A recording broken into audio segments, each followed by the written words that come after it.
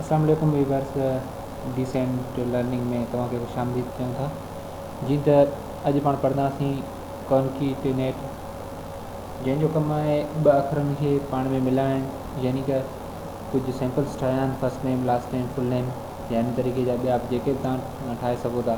त ॿिनि अखरनि खे पाण में मिलाए फुल नेम, जेकॾहिं पाण प्रिंट करणु चाहियूं कुझु नाला, त प्रिंट कराए सघूं था पाण।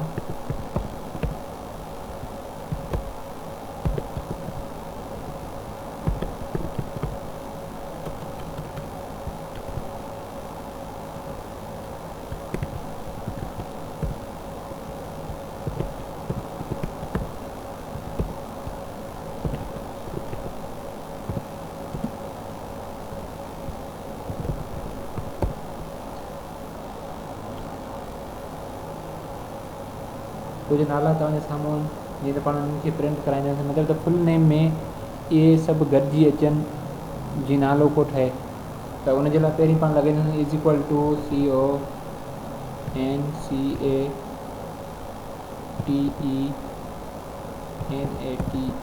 Concatenate, bracket open. उन खां पोइ चए टेक्स्ट, वन टेक्स्ट जेको उहो पाण खे सेलेक्ट करिणो, कामा प्लस सेकेंड टेक्स्ट हाणे इंटर करिणो। त जीअं साम्हूं अची वियो तव्हांजे साम्हूं मेहताब निजार, आफ्ताब जरवार, जबर जोशी, पर हिन में डिफरेंस इहो आहे जो विच में स्पेस कोन पई अचे। उनजे लाइ वरी पाण क्लिक कयूं। स्पेस ॾियण जे लाइ हिकिड़ो ख़ाली इनपुट वैल्यू जेको पाण खे लॻाइणो पवंदो, डबल कामा, स्पेस, वरी डबल कामा, सिंगल कामा। हाणे पाण इंटर कंदासीं त पाण खे सही नमूने ॾेखारींदो नालो। त हाणे ॾिसी सघूं था पाण फस्ट नेम ऐं लास्ट नेम जो। अॼु जो लेसन इहो ई हो।